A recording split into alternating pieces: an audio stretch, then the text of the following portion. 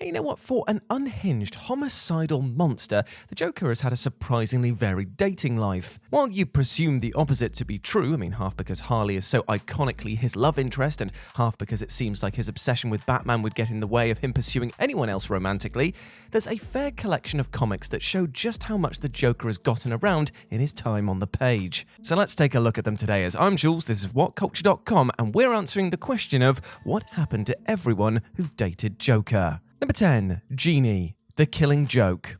Jeannie is perhaps the Joker's most famous romance aside from Harley, as we learn about her in the iconic comic cornerstone that is The Killing Joke, where she is admittedly just a part of the Joker's origin story and so may only theoretically exist given the villain has no single concrete backstory. In a series of flashbacks that appear throughout the entire comic, we see a young, well-meaning Joker trying to support his wife Jeannie. Despite the failed comedian's intense self-loathing, Jeannie seems to genuinely love the soon-to-be villain, making it perhaps inevitable that his fall to costumed crime involves her tragic, untimely death. Because in an accident involving a baby bottle heater overheating, Jeannie dies the day that the Joker agrees to rob a chemical plant in order to support her and their unborn child. This creates a suitably ironic set of circumstances for the Joker to be born into, where the robbery that results in his transformation is done by a man who now has no motivation to actually commit the crime. Truly the darkest of jokes. Number 9. Empress Lois, Emperor Joker. Amidst the chaos brought in by the convoluted plot of Emperor Joker, the comic's pinnacle spot of weirdness has to be the moment that Lois Lane turns on Superman and ends up being Emperor Joker's Empress, making for the world's most unexpected romance that doesn't involve Lady Orca and Killer Croc. Yeah, just imagine that. Despite initially feeling a little off, this romance actually makes perfect sense. After all, in the regular universe, Lois is Superman's biggest support, so what better way for the Emperor to weaken him than to have the Joker made Lois want to crush the Man of Steel and get with the Joker instead. Now this doesn't last all that long though, as when the clown decides that Lois's death would hurt the spaceman much more than her merely betraying him, Joker changes reality again, having Superman reunite with this version of Lois. Unaware the Joker has toyed with his power levels, Superman picks her up and flies up into the air, only for his velocity to snap Lois's neck, killing her instantly. Number 8. The Other Harley Quinns, Suicide Squad Volume 4, Number 15. Although there's a good chance that the skeletons dressed in jester outfits that were shown in Suicide Squad Number 15 were just Joker messing around with Harley, it's also worth considering that they could have been real and that the Joker may have made his way through a whole selection box of Harleys throughout his villainous career.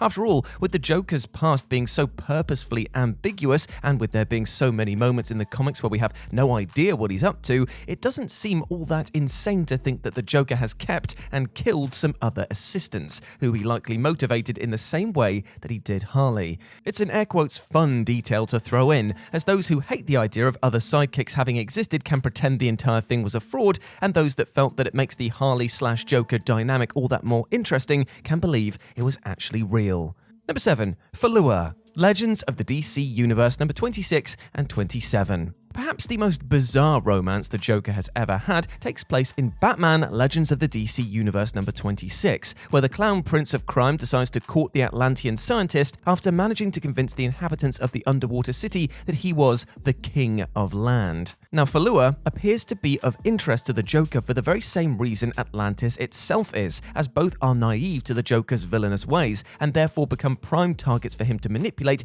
as he wants or finds most hilarious. This whole mess culminates in the clown trying to poison the inhabitants of the underwater city, only for Falua to still save him from being killed by a mix of Aquaman, some sharks, and his own Joker toxin. As thanks for her efforts, the villain murders her, with Batman discovering her smile-ridden corpse in the final page of issue number 27. Number 6. Rebecca Brown, Batman Going Sane. One of the more unfortunate Joker love interests here, which is definitely saying something, is Rebecca Brown, who meets the Joker when he is forcibly driven sane after thinking that he'd killed the Batman, leading him to repress his Joker alter ego and believe that all of his memories of being a supervillain were just bad dreams. After taking up a normal life, Joseph Kerr begins a romantic relationship with Rebecca, even proposing to her after the pair have lived together for a couple of months. This rose-tinted dream dies a pretty hardcore death though, as Kerr becomes increasingly aware that he actually was the Joker, and desperately tries to block out all evidence of the fact until he is once more driven insane by the knowledge of his diabolical previous life. Although the Clown Prince initially uses Brown as a hostage, Batman manages to convince the villain to hand her to the police to be escorted to safety, suggesting that he may have actually cared for her even as the Joker. With Rebecca not recognizing the Joker as her betrothed, the comic ends with her waiting for her fiancé to return to her, which she may still be doing to this day. Number 5. Terry Ammons, Batman Secrets. The Assistant District Attorney of Gotham, Terry Ammons, takes the questionable career choice of both dating and joining forces with the Joker, convinced that only she can properly understand him. And so she assists with Joker's plan in the series, which involves the villain turning the public against Batman by toying with the media. Despite how awful parts of this plan are, Terry does all of them, even reluctantly agreeing to be beat with a lead pipe in order to convince people that the pair were brutalized by the Dark Knight. Realizing that the Joker doesn't actually care for her, Terry turns on him towards the end of the series, suddenly aware of how much she had been manipulated by the clown. While she does try and shoot Batman in the final scene for her villainous bow, this mercifully turns out to be a prop gun, allowing Terry instead to help the Bat deal with the Joker and then apologize to the put-upon hero. Number 4. An Unnamed Man, Batman Devil's Advocate. Although more the subject of fan speculation than any concrete evidence, Batman Devil's Advocate contains one particularly noteworthy panel, where Batman's interrogation of Gotham's inhabitants leads to a random man claiming that the Joker broke my heart, then broke my legs. While it isn't explicitly said, the sentence suggests pretty heavily that the Joker had some kind of romantic history with this man before then kicking him to the curb like all of his other love interests. With debate around this still being rampant years later, it seems only fair to mention that it appears to be at least hinted that the Clown Prince of Crime has dated men in the past, although a diabolical serial killer probably isn't the best person to lead comics representation of bisexual people. Number 3. Marianne Drews, Batman White Knight. When a person who looks like Harley Quinn appears in Batman White Knight, it's easy to presume that her Suicide Squad-esque appearance has no significance to the larger plot.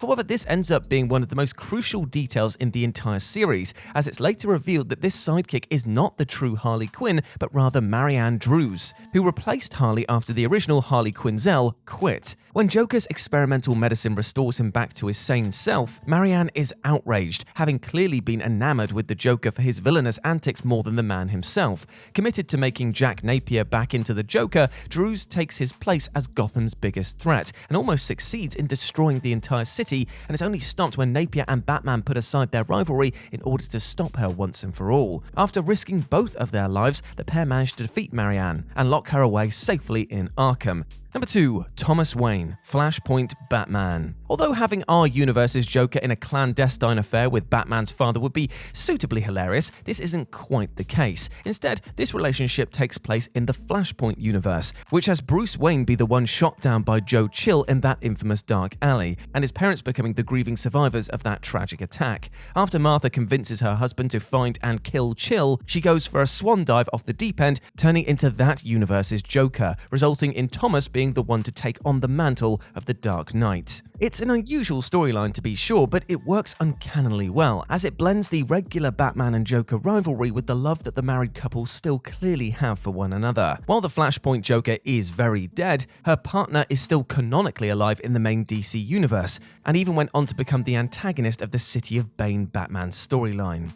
And number 1, Harley Quinn, Various. When you think of the Joker's love interests, it's impossible not to think of Harley Quinn first, the most long-term and most endearing character to ever having ended up dating the Joker. After initially being created for the Batman animated series, the Joker's adoring sidekick was so beloved by fans that she was then added into the comic universe, debuting in the 1999 comic Batman Harley Quinn. From there, Dr. Quinzel became increasingly more popular until a mix of her popularity and the increasingly awful way that the Joker treated her led to Quinn featuring in comics without the Joker, such as in the Suicide Squad, or even in Batman the Animated Series episodes Harley and Ivy and Harlequinade. While certain stories often still have her as the love interest of the Joker, the general consensus is that the pair have split ways after Harley grew sick of being the Clown Prince's punchline, both figuratively and, quite unfortunately, literally. And there we go, my friends, that was what happened to everyone who dated Joker. I hope that you enjoyed that, and please let me know what you thought about it down in the comments section below. As always, I've been Jules. You can go follow me over on Twitter at RetroJ, or you can swing by Live and Let Dice,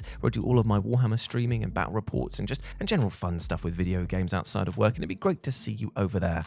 As always, I've been Jules. You have been awesome. Never forget that, and I'll speak to you soon. Bye.